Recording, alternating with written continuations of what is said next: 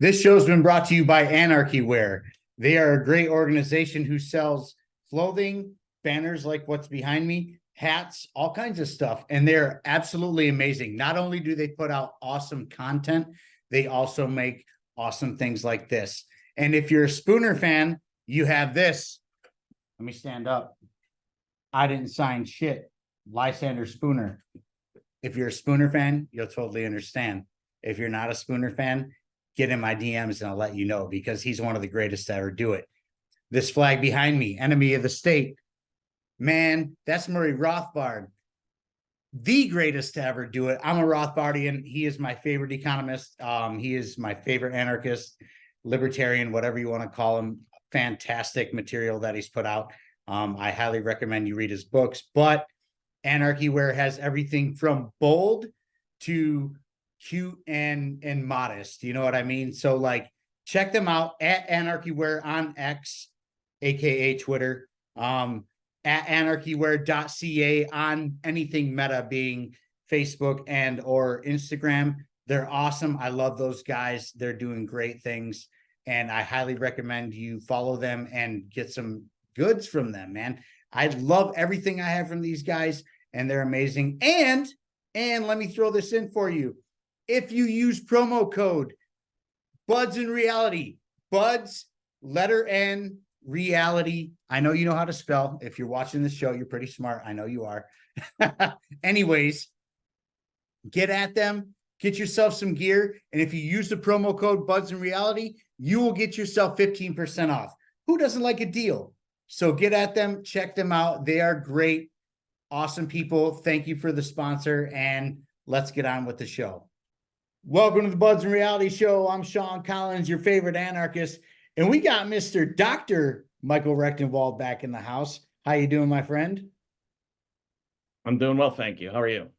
Man, I'm doing good. It's great to have you. We've been trying to do this for a minute, and you had to cancel and I had to cancel, and now we're done canceling, and I'm so glad you're here. It's been a minute, but you're on the road as usual. You're running for president, so you got to be on the road. This is part of the drill.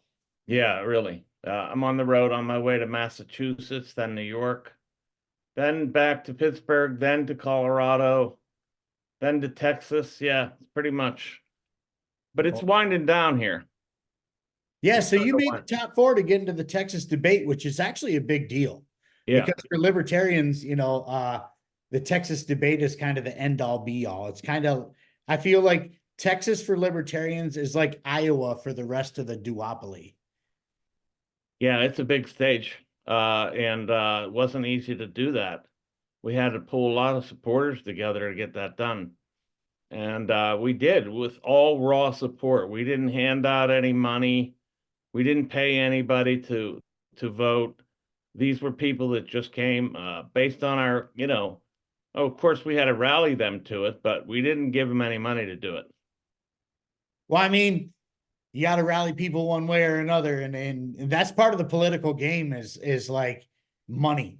A lot of people don't understand that being a politician or trying to be a politician is all about fundraising. Like that's what a lot of There's a people lot of don't that. understand, is that whoever raises the most money has the best shot of doing something. I sort of agree with that, but there's some just I think there's more to it than that. I think we've raised a good deal of money uh, through fundraising, but I don't think that's the be all and end all. I think the end of it is essentially for the libertarian nomination, it's who's going to have the best message and who's going to be the best purveyor of that message. You bring up messaging, which I'm glad you did, because you did something quite hilarious on a debate stage where you weren't necessarily there. You were sick, so you had to do it over the internet or whatever. And I remember Mike Tremont had said something about the Fed, how he had worked with them before.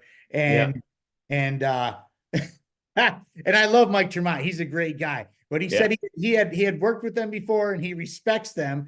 And then Larry Sharp pops you up on the TV and you said something along the lines where like, I don't respect the Fed at all. They're a criminal organization. It needs to be abolished immediately. And I was like, Fuck yeah, man. That, I you- had COVID when I did that. Some variant of COVID when I was sick. So yeah, that was fun. I just had to say it. that was great. I appreciate that because at the end of the day, for me, like the Federal Reserve just needs to turn into a giant bonfire and a big party. Figuratively speaking, of course. I don't need the feds at home. Yeah, of But course. but Mr. Rectenwald, like we got some things to go through, and I want to get your message out there. But I do have some news stories out there, or some news headlines that we should probably dig into because they're relevant at the moment. You know, Hmm.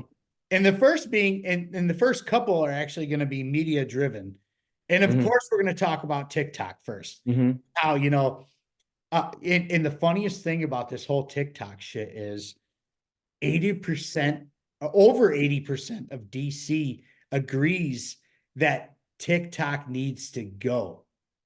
Now, over 80% can't agree on, the monetary system or wars or anything like that, but they can agree, over 80% can agree on some app that's out there in the world Yeah. that needs to be banned per se. And we're going to dig into that a little bit. Hmm. So, that being said, how do you feel about the TikTok ban? I'm pretty sure I already know, but let's start there.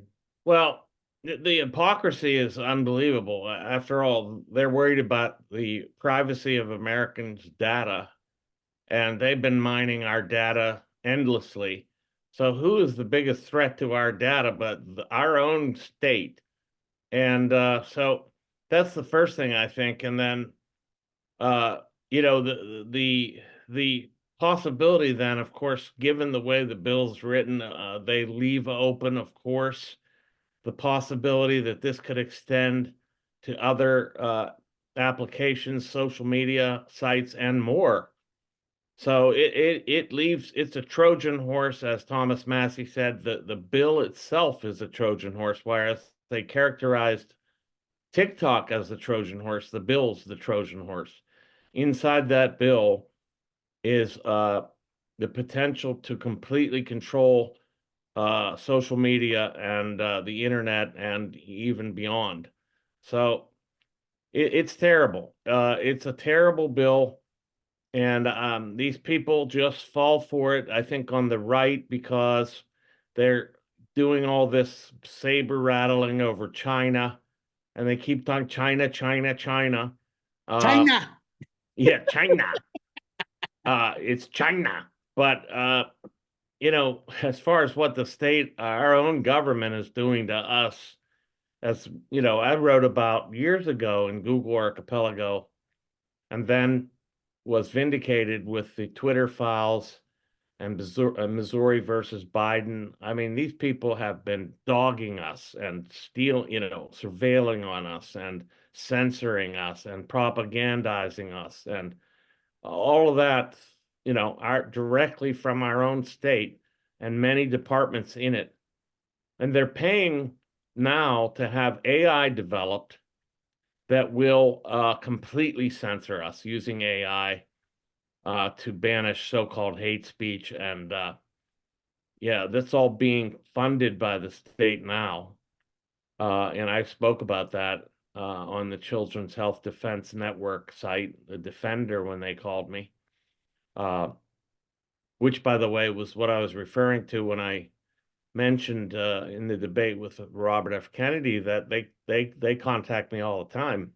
I am constantly cited by his site, and Well, the fact of the matter is the government owns a monopoly on literally everything right now. So why wouldn't they want to have a monopoly on surveillance? And exactly. people would be like, Sean, what the fuck are you talking about? Well, I'm going to tell you right now, the Patriot Act.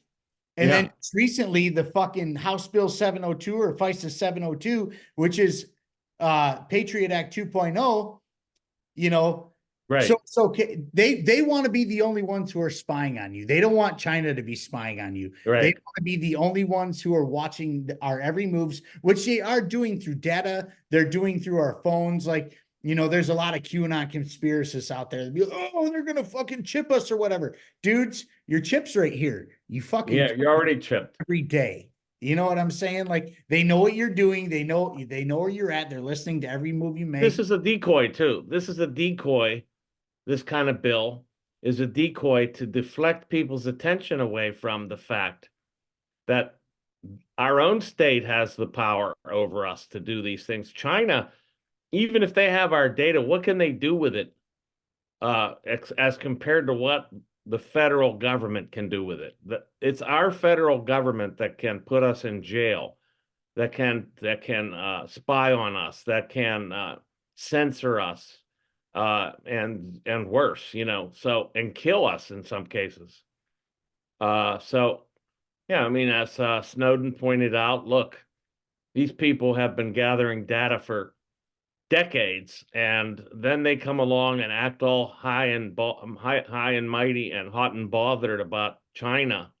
It's ludicrous. Well, and it's totally ludicrous. And they say, like for instance, when they brought out the Patriot Act, they're like, we're only going to use it to spy on terrorists. Kind of like, and not to shift gears too fast, but it's like when the city of New York deploys the National Guard into the subways and says it's only to, protect you from the bad guys because there's too many criminals out there. I mean, I feel like that's knocking on the door to martial law. We could go into that if you'd like, but it's one of those things where like they try to tell you it's for this, but it's going to be used for this, and this. Not only that, they create the problems that they come along and act like the solution for.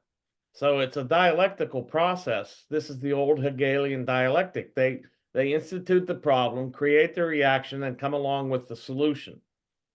Which is what they do 24/7 all day, every day. And they're doing it like, it seems like they're doing it by the day now. It's like something new comes out. Oh, we need to pass another bill. Oh, right. They're doing this. We need to pass another bill. Like we have a book of laws and bills that reach from coast to coast and back when the book of laws and bills needs to be about this big. Honestly. Yeah, it could probably reach to the moon and back, as a matter of fact. Seriously, man, you're not wrong. Now, here's the kicker. At this point, with all the shit with TikTok going on, former Treasury Secretary Steve Mnuchin, if I'm saying his name right, is putting together a team to buy TikTok. What could possibly go wrong, Mr. Rectenwald? Unbelievable. So here we go. Basically, you're going to have the state putting together a team to buy a pliable tool that then they will have total control over. Unbelievable.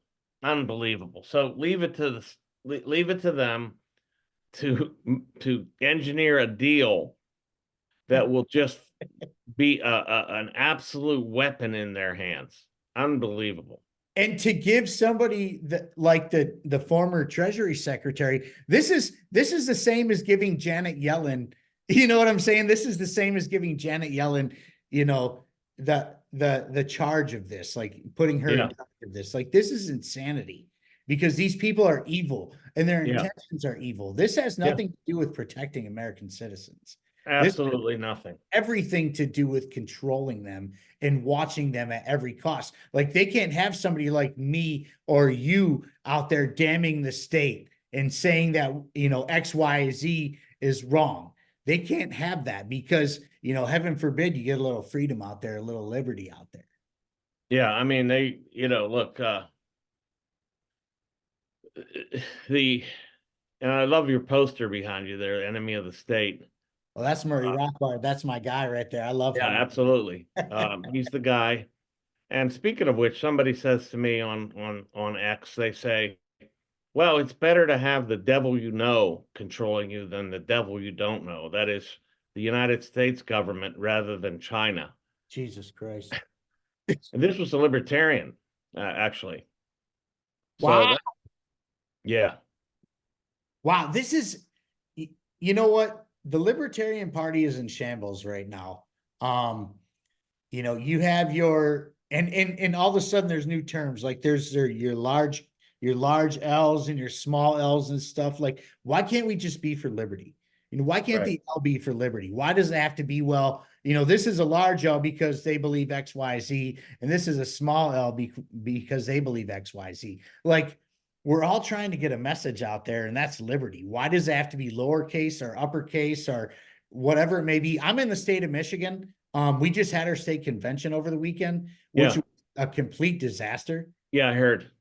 I I assiduously avoided it, not to be too upfront about that, but yeah. Not whatever. I just left the LPMI. I'm no longer a part of that. I don't want to be a part of it. I'm not going to be a part of division. I'm going to be a part of moving liberty forward. So, If there is a lowercase as opposed to an uppercase libertarianism, the problem is with the party not having a broad enough reach to include those lowercase people. That's the problem. But like, at the end of the day, do you feel like the Libertarian Party has been infiltrated by bad actors from the Uniparty and or feds? Because I do feel that way. To tell you the truth, I think there's CIA agents involved. Thank you. I do feel like the whole party's been infiltrated by feds, and it has everything to do with the infighting right now, which is going to be very damaging to the party, honestly, in my opinion. And we don't need to get too much into that because, like, it's really. I don't want to go too far into that either. But I would say that I think there are agent provocateurs involved. Well, absolutely. You're not wrong. You're definitely not wrong. Now moving on, let's move on to the next media section of this. Mm-hmm. George Soros just bought 220 radio stations in the United States. Wow. Washington Times posted that, actually. Before we go too further, the Steve Mnuchin stories are absolutely everywhere. You can find them on X absolutely anywhere. Just go on news and find it. Right. But the Soros thing is, I just seen it on Washington Times. 220 radio stations. Now, we all know that Soros is a Marxist, and he funds Marxist regimes. Right. That's kind of his MO. What could possibly go wrong? Yeah, I mean this guy is he's the globalist agenda spearhead. And that's not a good thing. That's very bad. I mean, the problem is if you if the state really had our interest at stake, they would prohibit such a sale, but of course they're not going to. I don't think they should prohibit such a sale, but I mean, it just shows the hypocrisy here. They're banning TikTok, but letting Soros buy 220 radio stations. Hey, what do you know? More The hypocrisy FCC, within the United States government. yeah, nothing more dangerous than that. He's known for funding the left. Right. He's known for funding, I don't want to call them terrorist organizations, but maybe rioting organizations. He's known for that. And a lot of people will call it QAnon's conspiracy. Hey, follow the money. That's all I have to say about that. Follow the money. Yeah, for sure. That's all you got to do is follow the money. My friend, the Greek, he's a little bit older than me, a little bit wiser in his years. And I remember years ago when he told me, I was bitching about the Obama era. We were working in a restaurant together, and he was like, all you got to do is follow the money and you will always find your answers. Every time you follow the money, the answer is always there. And right now we're following the money. And, Jim Morrison said it best. He who controls the media controls the mind. Well, here we are. We have two of the worst people trying to control media right now as we speak. Yeah, absolutely. That's an astonishing development, which I had not heard of till now, and I'll have to think about that one a bit. Yeah, but here's the catch, man. Now, and I don't want to make this a thing or whatever, but it has to be a thing because, Mnuchin happens to be Jewish. Yeah. And, I don't have any ill will towards Jews at all. Not at all. But right. What I do understand is that the Jews own the media. they own the music industry and they own Hollywood, which means they control the narrative, right? Yeah.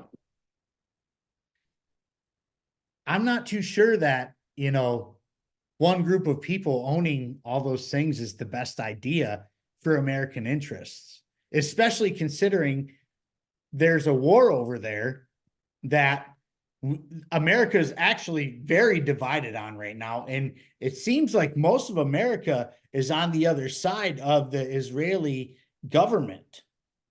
Yes, I mean the ruling class is on the Zionist side, obviously.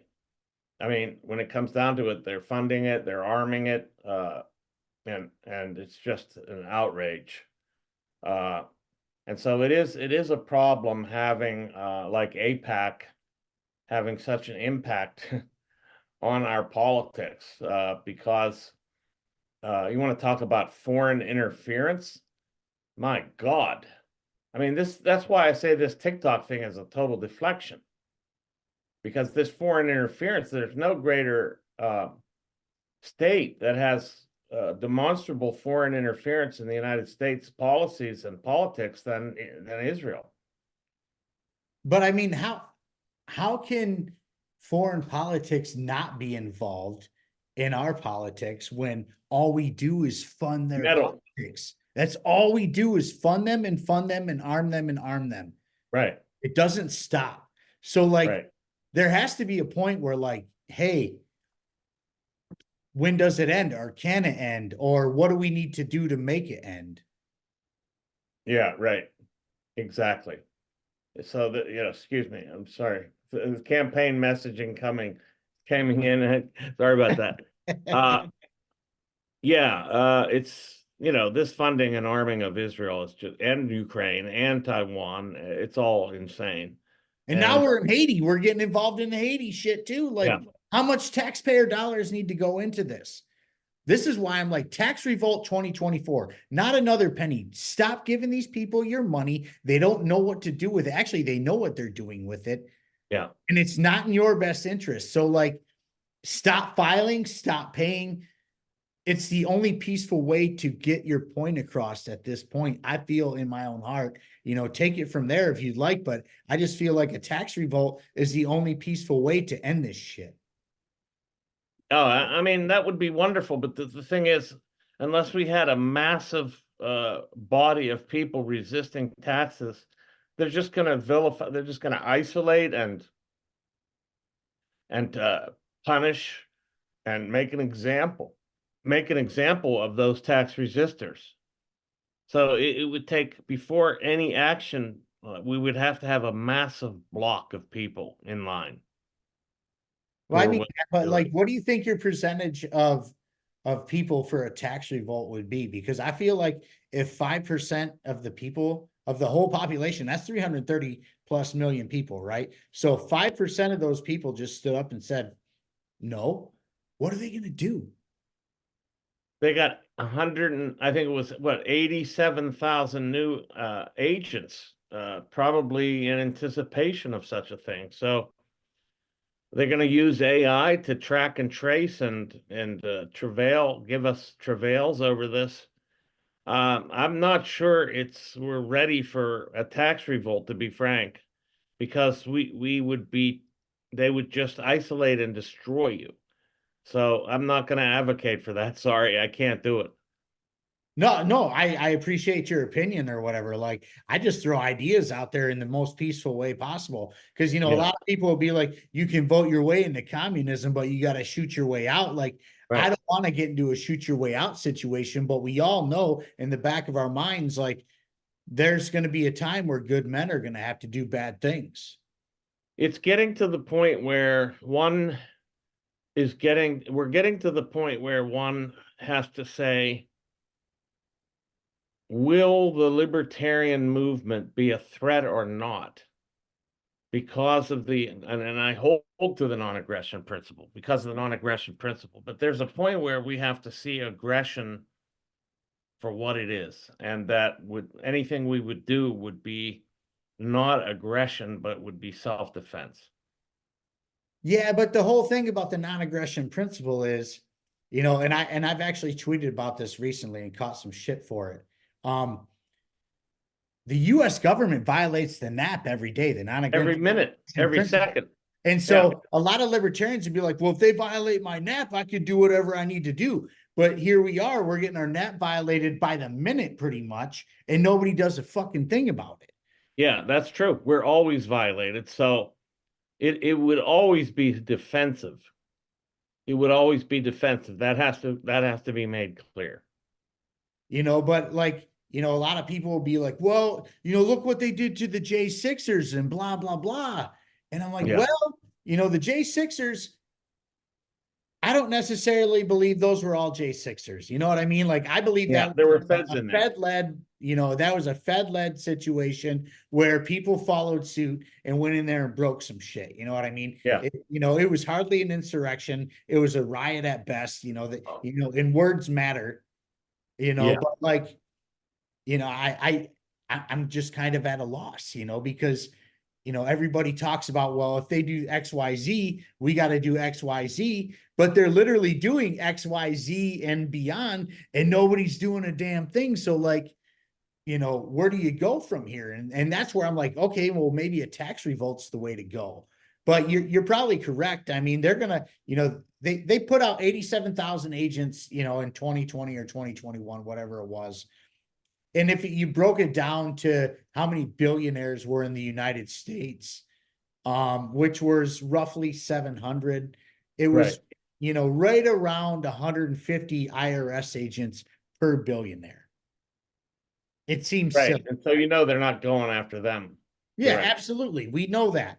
Right. But and like, you have to stand up for yourself too, and you have to say no, and enough is enough. And so what do you think is the best possible option for the people to stand up and say, we've had enough, we're not doing this anymore? Because it's not going to happen at the polls. We're not voting our way out of this. No, we're not. Well, I mean, I think decentralization and resistance through nullification and building these resistant communities is the only answer.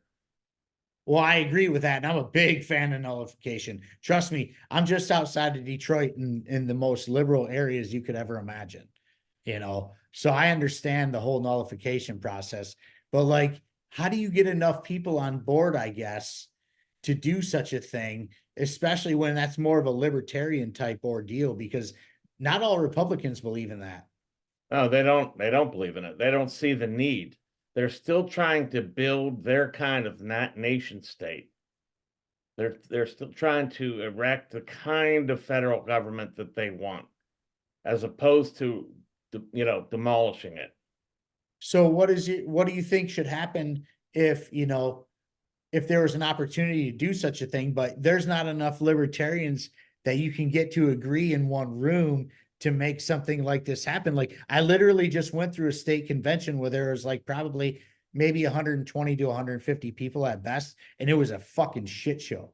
I heard. So Yeah. if you can't get that many people to agree with you in one room, you're never going to get the masses to agree with you on something like that. It's Well, you impossible. don't have to. You start building small local remnant communities, right?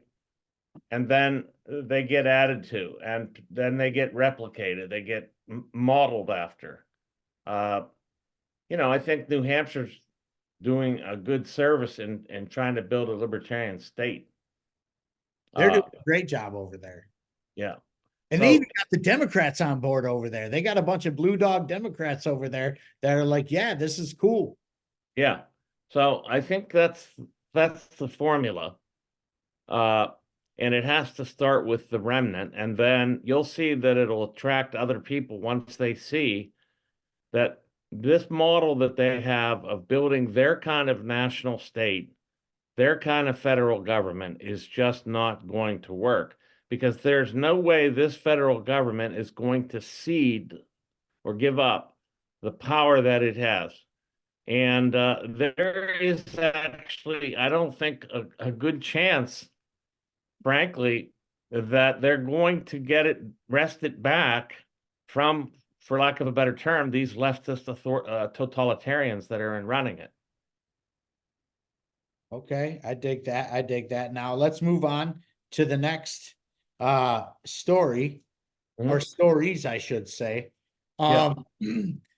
A whole bunch of billionaires have just sold their stocks and shares recently for copious amounts of money, including Jeff Bezos and Mark Zuckerberg. Yeah.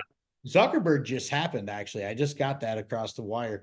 Um, Now, a lot of people right now are like, hey, the economy's doing great and things are booming. And as a matter of fact, like a good buddy of mine, like I have, there's two of my buddies. We're the three amigos, right? And one Mhm. happened to be, a staunch Republican turned libertarian because of me. One happens to be to the left, and Mhm. there's me, the radical anarchist. Yeah. And Yeah. so, because I am not a libertarian anymore. I'm a radical anarchist, but I believe that, in order to get to Ancapistan, we have to stop at Libertarianville first.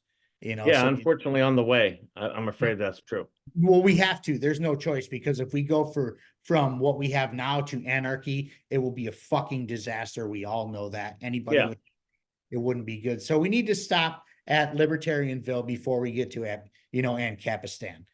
But my one buddy from the left would always be like, well, the economy's doing great, and look at the stock market, and look at this, and look at that. And I'm like, hang on a minute. The chickens are coming home to roost pretty soon. Things are Yeah. going to go up and up and up and up. We saw this. This is what's going on right now is a rerun from the 2008 era. Nothing like they are doing it to a T verbatim. It's Yeah. crazy. Yeah. So There's like, there's, there's going to be a massive stripping of the retail investor of fund of money. They're going to strip them, bare, and it's going to be ugly. I think that when you see these executives and these billionaires divesting from their own companies and so forth, something's wrong. and this is what they did in 2008. Like, not to say that things were fine going into that, because the Bush era was a fucking disaster, in Yeah. which the Bush era is actually the reason where I am today. Like, that's what radicalized me. Well, that's what made me a radical libertarian. And then COVID made me a radical anarchist. But, anyways, I look at it like this, like things were somewhat decent going into 2008. It wasn't the best, things were bad, but they weren't dire. But then all of a sudden, all these people started selling their stocks and shit and their shares. And then kaboom, like everything Yeah. just went up. The housing market, went into flames. The money went into flames. Everything went into flames, which Ron Paul had been talking about for decades. He's saying, hey, this is going to happen if you keep playing this and this and this game. And it did happen. Now it's Yeah. happening again. And so now, the chickens are coming home to roost, because these people are selling their shares, and they're selling them because they know. See, here's the difference between us and them. The people that are selling their shares have already got the bird in their ear saying, yo, shit's about to hit the fan, so sell your shit. Yeah. Absolutely. And then the rest of us who don't know better and just put all our chips into the stock market get caught with their dick in their hand, per se. Yeah. And it's happening again right now. Like these billionaires are cashing out. Everybody thinks everything's fine. What could possibly go wrong? Really. Hey, can we pause for a minute? I gotta go. I gotta get something real quick. Can Yeah, we just man, we'll be pause it? back. We'll be back. We'll take a commercial break. This show is sponsored by Infinite Zeal Syndicate. You can follow him on Twitter @_Infinite Zeal. He is a great liberty-minded fella that just wants to share the message of liberty, and also has fantastic merch like this hat I'm wearing right now. You see me wear it on every show. He's a great gentleman, and I highly suggest you give him a follow, because he's one of the good ones, ladies and gentlemen. Now let's get on with the show. And we're back from commercial break. So, anyways, Mr. Rectenwald, things are coming to a head. The billionaires are selling their shares. We've seen this before. Well, we already know what's to come. I don't want to ask you what's to come, but like, what are we going to do to combat this? Well, we have to be ready for uh the implosion of the economic order. And the only way to do that is to have parallel currencies and a parallel network of economic players, all connected and willing to accept a parallel currency, whether that be Bitcoin or Monero or gold leafs. I'm not going to adjudicate which one. I have my own preference, but I would think based on its What would be capability. your preference, honestly? What's your preference out of all that? Well, based on its, see, I think Monero is the crypto. Um, it doesn't allow for any transparency on the transactions, and it's much better for exchanges, I think, than Bitcoin in terms of just exchange. But Bitcoin is now not necessarily being. It's more of a store of value than it is for a currency, I think. Whereas Monero would be, you could use a Bitcoin-based Monero system, where the Monero is what's traded as against the Bitcoin, Okay. or as against anything really, gold, whatever. Now, let me ask you this. Since you're running for president, Yep, hypothetically, you get the presidential nod for the Libertarian Party, and right. hypothetically, you win the presidential race.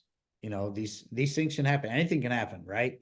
Mhm. So, you know, let's put something out there right now. I think I'm in good shape for the nomination, by the way. I think there's four of you that are in very good shape. I think there's four of you that Who do you think they are? Lars Mapstead, Chase Oliver, you, and Mike Tremont. I think you're right on the money. I don't think the others are in it. I don't think they have the funds to do it. The last with the Texas thing or whatever, like I love Josh Smith. He's a great guy, but he only raised like a couple $100, He and says, now, this is a little out of school, I guess. I mean, I like Josh, we're friends. But he says that he told his people not to do it, not to bid. But see, you can always say as an alibi, well, I just didn't play. And it's a way of preempting any kind of scrutiny on losing. I mean, it preempts you preemptively quit, therefore you didn't lose. Uh, but I think you're right about the four. I think that's the field, and I have a theory about how it's going to go down, but I won't necessarily get into that. well, I actually met Charlie Belay on Saturday, which was totally on accident. Well, I mean, I knew he was going to be there or whatever, but I was standing at a bar at the hotel where our convention was, and I accidentally ran into him. We chopped it up for like a half hour, and he's a cool Yeah. dude or whatever. But I believe his COVID stance is it doesn't fly with It's the. terrible. He's not. I mean, look, he's a very nice guy. He's a doctor. He's not a dumb guy. Obviously, if he's a surgeon. Uh, but he's not. He he's not. He's not theoretically or practically informed on our principles, and doesn't know the first thing about libertarianism, to be frank. And then Olivier, if I'm saying it right, like he was a nice guy or whatever, but like those guys just came too late in the game, and I just I can't. don't know what he's doing, Olivier. I mean, I don't know. He's not even trying. I don't know what he's doing. It's interesting that he's there, but I don't know what he's doing. And He's maybe a they're nice guy. He was a very choices or nice guy. whatever. Nice guys. I met them both. I just don't think, Hornberger, I just can't take as a serious person. I just can't. It's one of those. I have to say I have a special affection for Hornberger. Kind of Well, he like, did stick up for you in one of those yeah, presidential forums or debates recently, he which did. we can dig into that real quick before I want to finish my question, but like he did hit the nail on the head with something where like Chase had pointed out something about you, or like you were a former Marxist or whatever, and you're new to the party. Well, I don't necessarily think that's a bad thing, because I'm a former neoconservative. Okay, that's Yeah, my background, and now I'm a radical anarchist. So like it doesn't matter what somebody's past is. If you find your trail, to liberty, yeah. especially, for somebody like you who is a former Marxist to find their way this way, kudos to you on that, honestly, because Thank that you. doesn't normally happen. Like that, it really doesn't. Once you're a Marxist, you're a Marxist. You know, you'd be playing for George Soros and all those guys throwing bricks through buildings and shit like that. You know what I'm saying? So like, you know what I mean? Like there's a lot to Yeah. be said, and you know how the Marxists work, and you know how those types of people work. I know exactly how they think. I know exactly how they think and the premises and their reflex thoughts, exactly where they're coming from. But like to your credit, you know, I think that actually works to your benefit, like you said, because you know how it works and you know ways around it. And you've written what, 13 books about this shit? Yeah. So I Yeah. mean, you obviously have changed your ways. Yeah, absolutely. Even not all of my books were written from this libertarian perspective, but even my scholarly academic work largely was involved with what's called in the 19th century the free thought movement, who were kind of a precursors to libertarianism. So they were for free thought and free expression, and they were being hounded by the state now for different reasons than the state is hounding people today. But they were being thrown in jail, they were being in prison. I mean, these people were my heroes when I was doing academic scholarship. Right.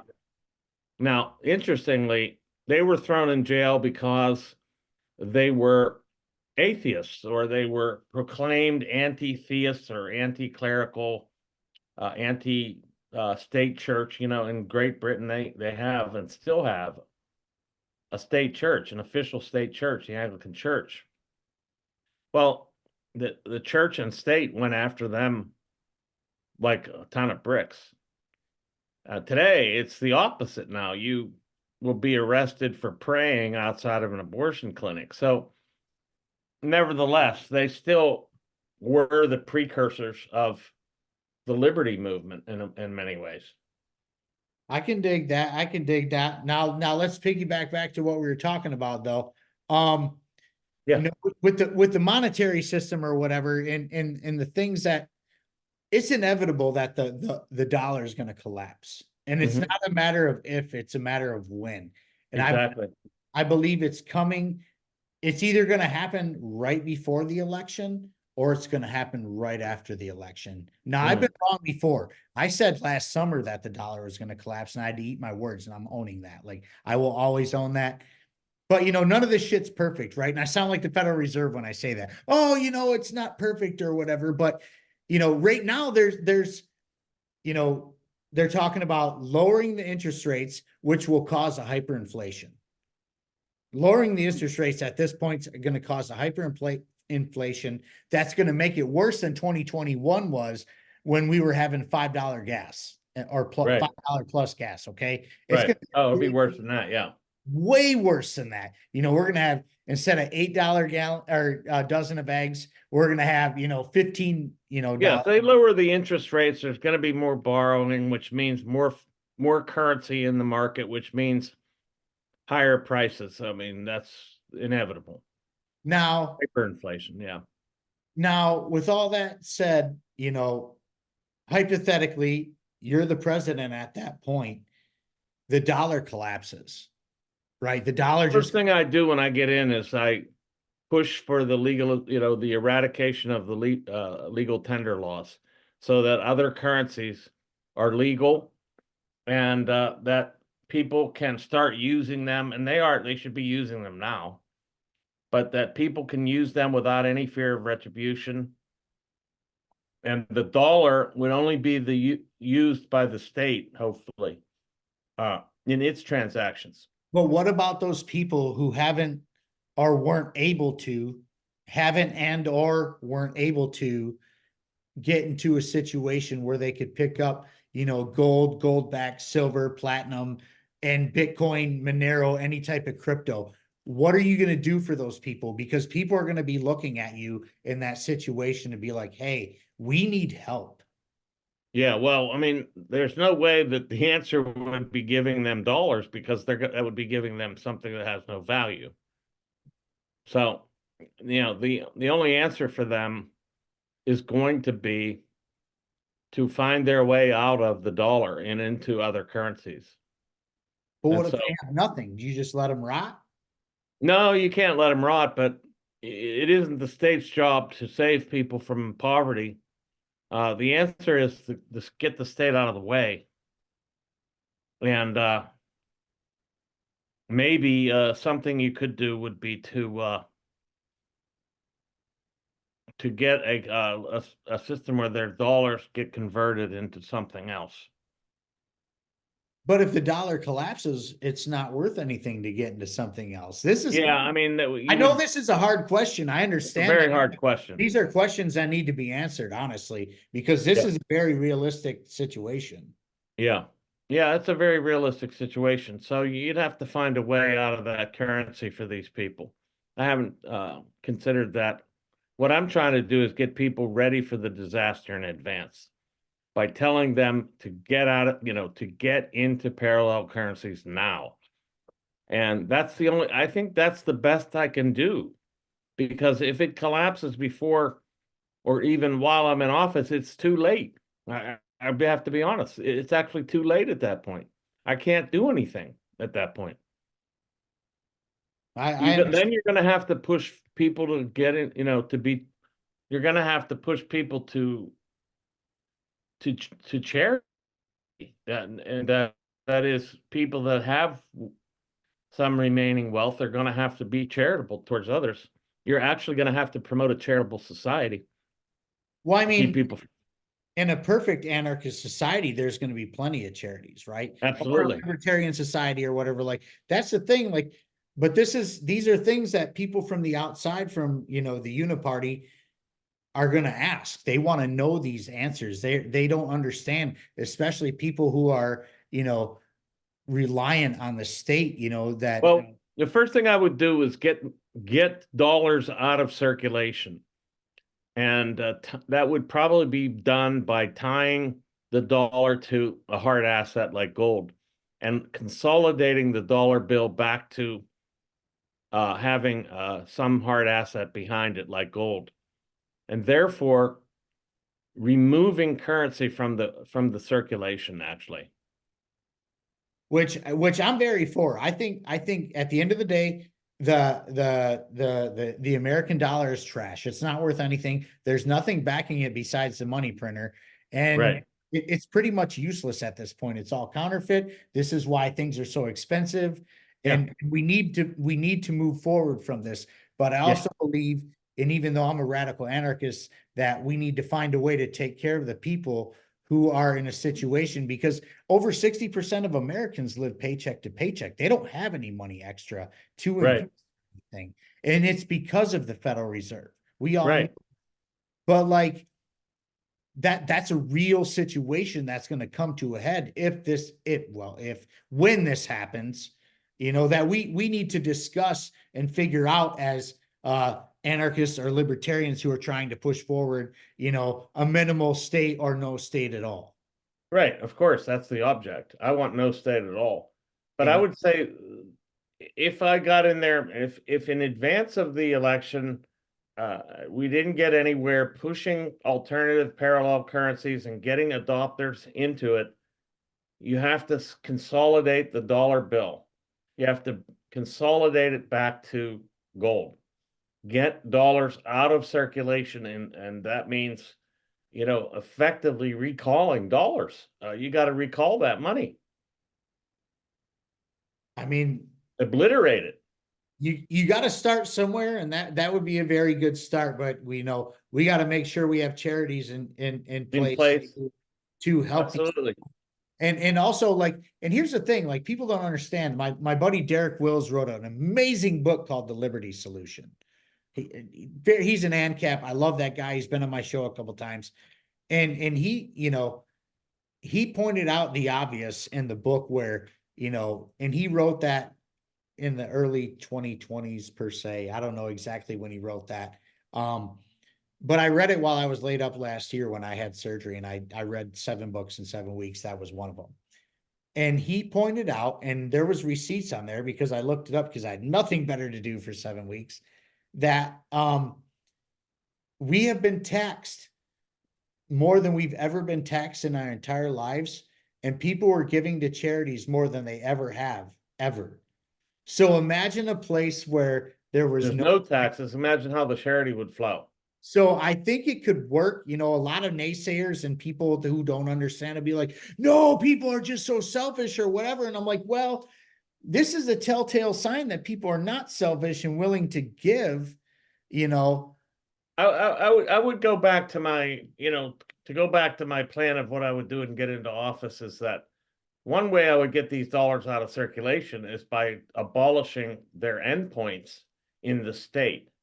And that is eliminating massive, massive departments of the state, just totally eliminating them. That all that money that was chartered to go there, that was earmarked for them, just taken out of circulation, goes nowhere. Right. Taken out of circulation. Right. Which these dollars, we need to take the circulation and all monies out of government hands anyways. Oh, Like of course. one of the, Eventually, that's the key. We like, need to have this, but I think we do it by putting them in circulation in parallel. Then you can pull the rug out on the dollar. that's right. That's right. Now, moving on from that, you know, recently I just saw a video of, a video from Russia where they were moving nukes around.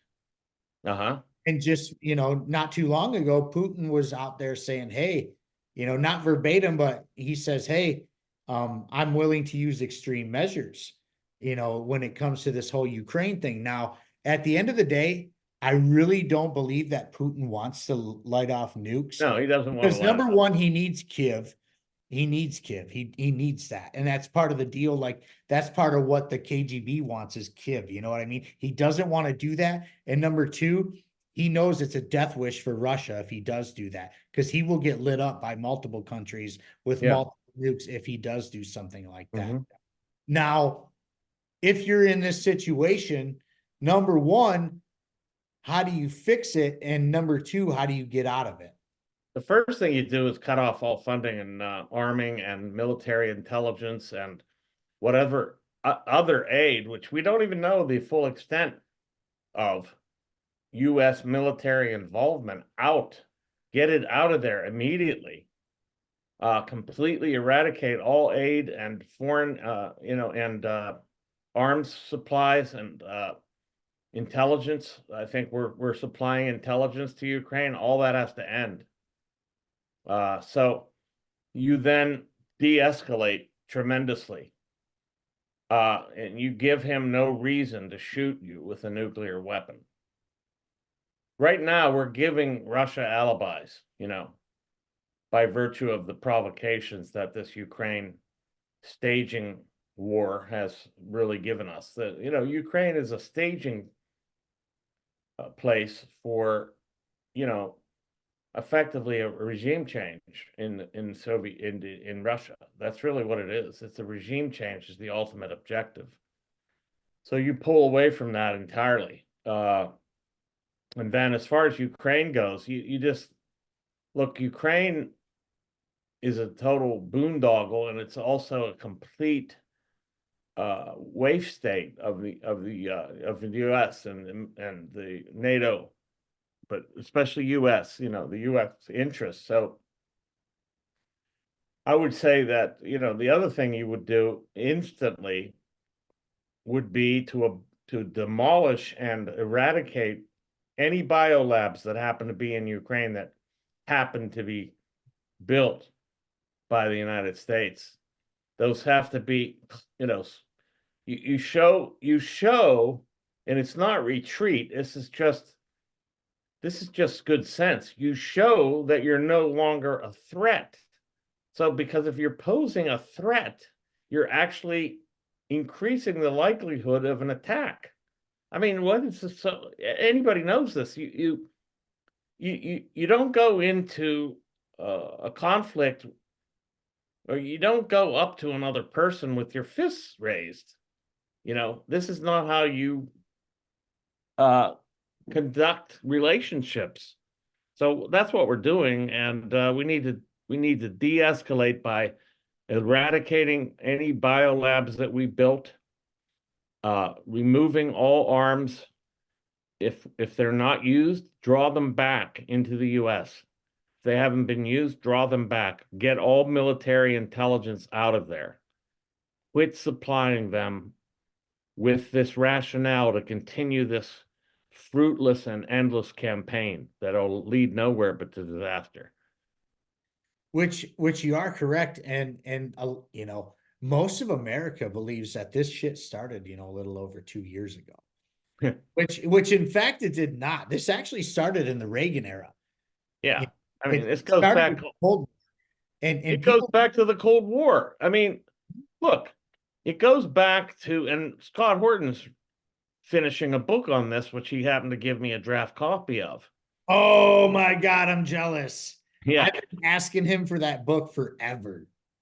And it's very clear that, you know, as the Soviet Union fell and Eastern Germany was basically released back to the West, instead of NATO retreating or disbanding altogether, they kept enlarging it, which makes no sense. I mean, they moved it, and they started off by making, you know, East Germany part of it, and then kept expanding eastward. I mean, this was just insane, and they lied all the way through it. Horton makes this very clear, all the lies that were told. Now they say it was never in writing that the U.S., that the NATO allies, or NATO would not expand east. It was never in writing. Now, there were thousands of diplomatic agreements made orally and violated. So many that like people don't even realize, and it's not even on paper. Like, you know, when the United States puts sanctions on a country, right? People are Yeah. like, yeah, we're sticking it to them. You know what I mean? But what they don't understand is that they're sticking it to the everyday citizen that lives there. Right. They're not just Not sticking not to the not to the power block, not to the state that's running it. Those people don't suffer. In fact, it just consolidates their position and makes them more hostile, and it does not do anything to the ruling class of those states. and and and they don't care. They Like don't care. the ruling class doesn't care because they're getting theirs and they don't care who gets hurt in the long run. You know, Right. and every government's the same. Like the United States government does shit to hurt the American people every day. And it's by the minute. And people, you know, they don't even realize what they're doing, but they're like, oh, well, why is everything so expensive? Or why can't, you know, my guy, you know, per se, like right now with the war with Israel and Hamas. Yeah. Democrats are like, oh my God, I can't believe Joe Biden won't, you know, pull the plug on this and call for a ceasefire. Little do they know that Joe Biden was one of George Bush's lead advisors during the Iraq and Afghanistan war. The guy's been a hawk forever. Forever. I said this when the election between him and Trump was taking place. I said why the establishment was behind Joe Biden is because he is a neocon. That's why they were behind Biden. I'm not saying that Trump isn't a neocon, but he's not the neocon that Biden is. You know, to give Trump his, I hate sounding like a pro-Trumper, and this is going to sound very pro-Trump, but really, fuck that guy. I can't stand him, and I have many reasons to not like the guy. Oh, yeah, of course. But like at the end of the day, he did not start any new wars. Like when he says, I didn't start any new wars, he's correct. He can own that. But what he leaves out is that he escalated Yemen, he escalated Syria, and he escalated Libya. They won't. And he killed Soleimani in Iran, which could have led to a war easily. You know, and that's because the neocons wouldn't shut the fuck up in his ear, and he finally caved. Yeah, he caved. So now let me ask you this before I get into a couple fun questions, because I know we're running out. Now, that being said, hypothetically, you're the president of the United States, but you're surrounded. You're the libertarian, right? You're the ANCAP, whatever you want to call yourself. You know, you got to be libertarian on paper because I'm an ANCAP. But I lead with that very strongly. I have not hidden that at all. Well, I'm a hardcore ANCAP too, so we share that. Yeah. But you know, that being said, I'm the only ANCAP in the race. You are. But, you know, that being said, like, you're going to be surrounded by Republicans and Democrats in the House and Senate who are going to fight you tooth and nail about every single thing you try to do, because you're going to take money out of their pockets by doing what you're doing. So they're going to fight you to the death.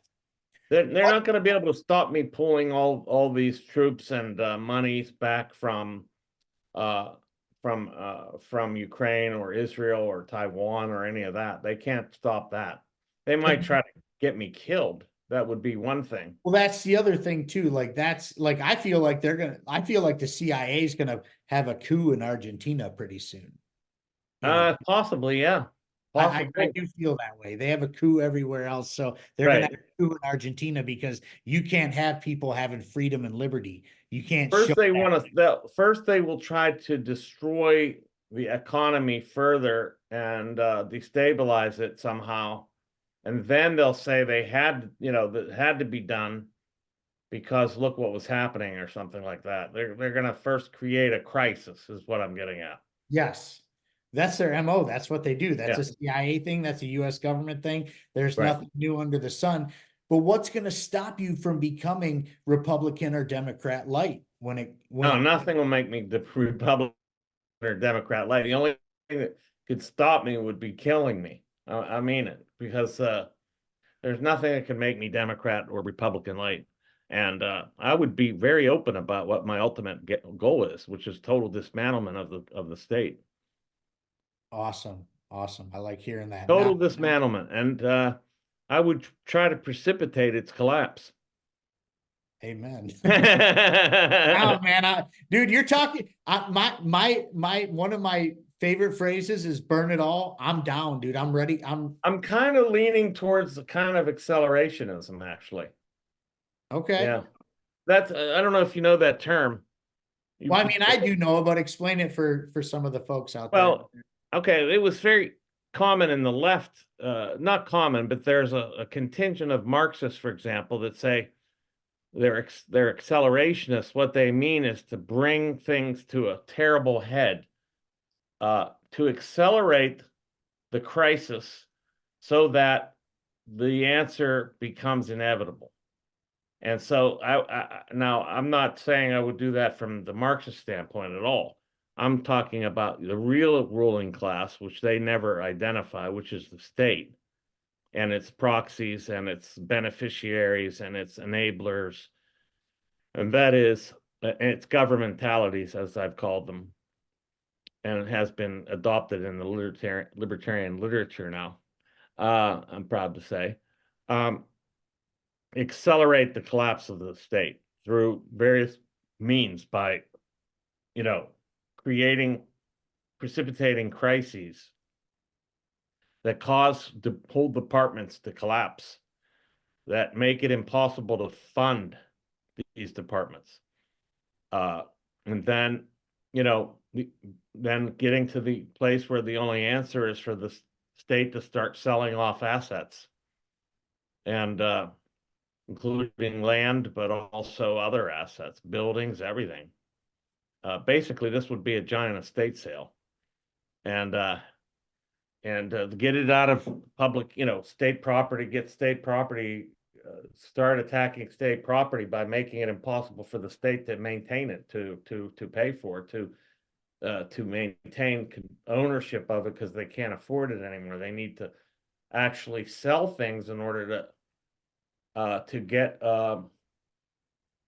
to stay afloat, and then they don't realize as they're selling things, they're actually diminishing the state itself.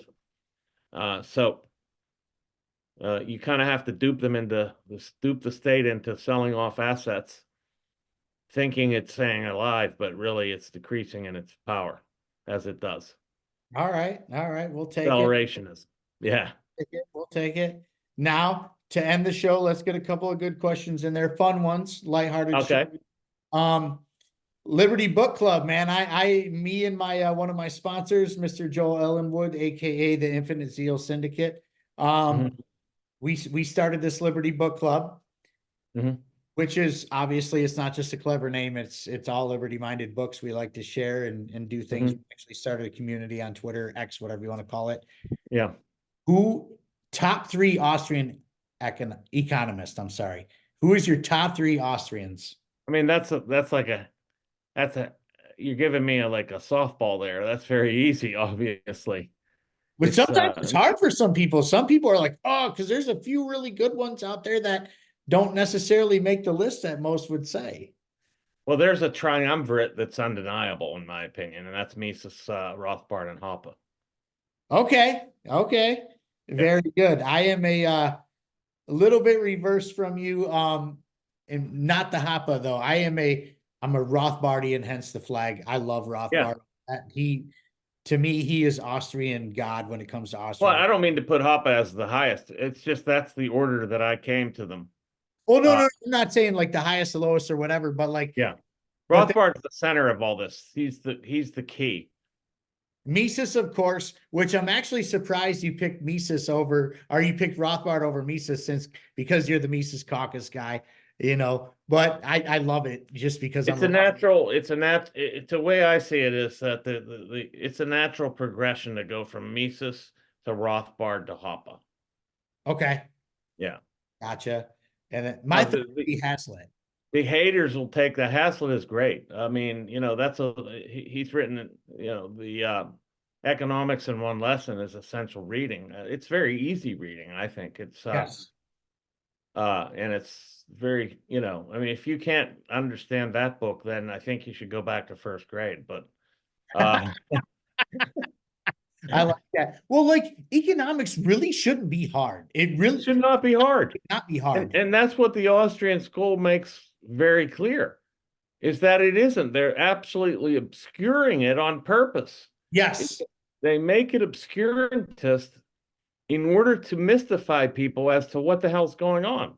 Plus, the veil of statism covers all of it for the most part outside of the Austrian school to keep the state in the game. That's the whole obfuscation. That's what Keynesianism is all about, is to give this state this key role in the economy, which it should have none. It should have no role in the economy, none, zero, naturally, since it should have no role in anything. By the way, at the Alabama, I finally got the chance to get this out at the Alabama convention debate. They asked each of us, and I think I was last or next to last. They said, what's the role of the state? What role should the government play? And everybody was like, well, protect our rights and keep the peace and all this crap. And I finally got so aggravated, dude. I was like ready to explode. So I just said, none, absolutely none. And that's when I went into my rant about the state as a parasite, And Right. I don't know if you've seen that. I have seen that. I see all your Rex gonna give it to you. I think those are great. Our X gonna give it to you. You know what I mean? Like those are hilarious. I think that's a good marketing strategy. That's good. Yeah, we got great social media people. I want to hand it to them. Dave Casey is the key. He's not the only member on there, but he's the leader of the social media. But I have to provide the content. If I don't provide the content, there's nothing for him to clip. So I gotta make sure I'm putting it out there. So yeah, that's what we were talking about, libertarian books. Yes. Yes. Speaking of Rothbard, the three-part book on the Austrian history of economics is an essential book for understanding a lot of stuff. I mean, I don't know if you've ever read that. It's a great book. I've not read that one. Huh? I have not read that one. I've read Anatomy, of course, Anatomy of the Of course. State. I've read For a New Liberty. I've read Yeah. The Case Against the Fed. I've read the Great Depression. Yeah. I think that's it on Rothbard for me. Yeah, this book is let me get the exact title here. It's I think it's 3 volumes. let me just get the right title here so people know what I'm talking about and they should read this book. No.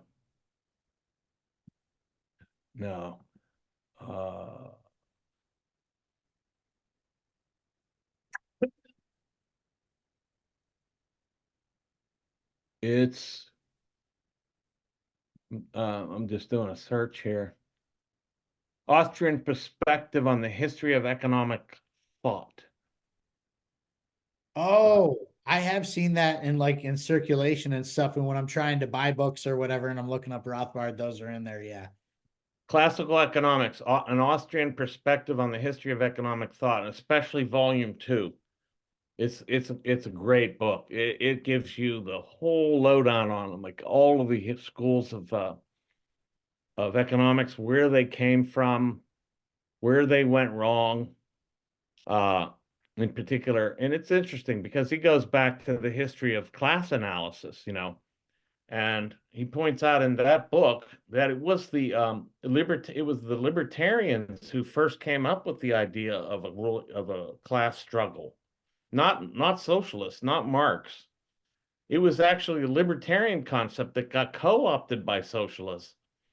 And the concept was simple. It was the state that was the ruling class, of course. Of course. And then that got taken over by, I think, LaSalle and then Marx. I'd have to look into it again to remember exactly, but that's an important concept that people need to get, because this is unconscious in the minds of most people. They think the man is the capitalist, the capitalist class.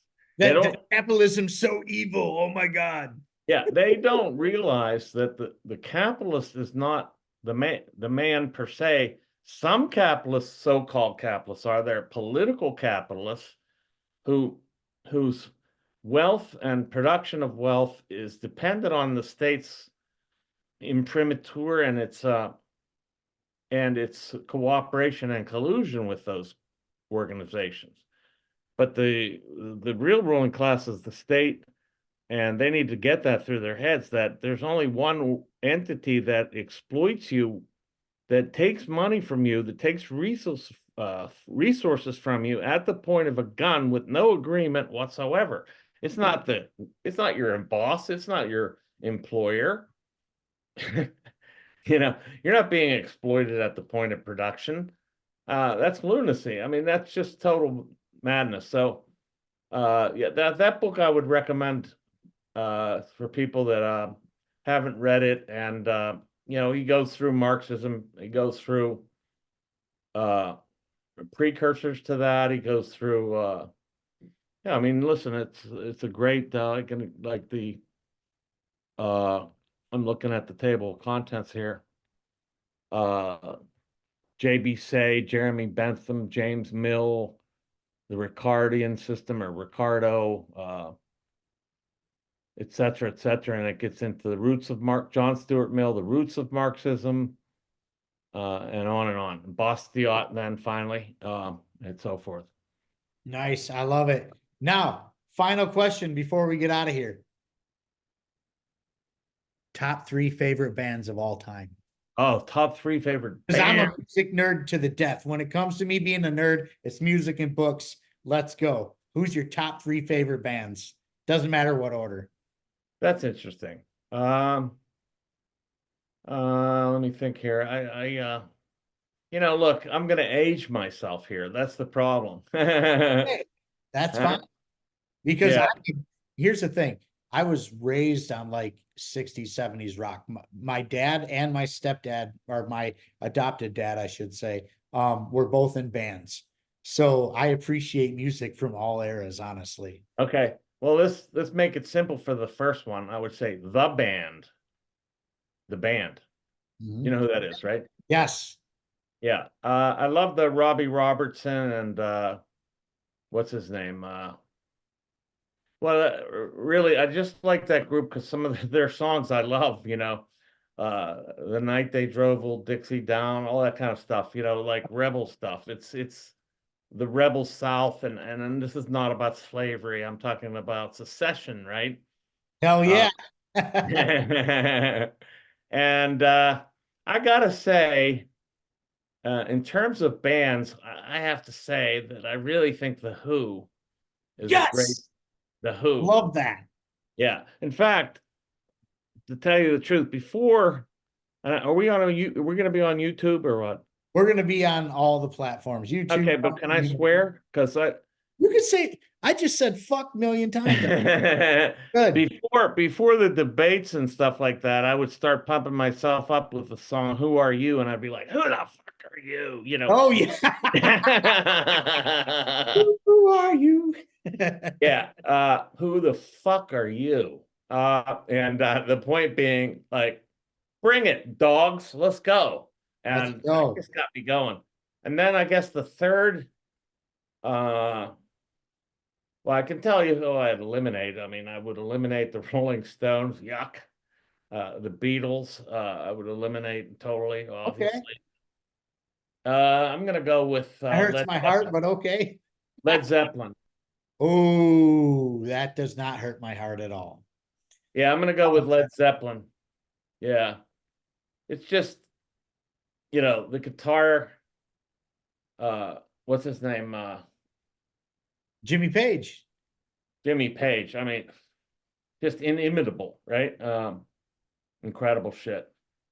Love that stuff, man. Love that stuff. Well, we're going to get out of here from here. Thank you so much for your time. I really appreciate it. It's been great as usual.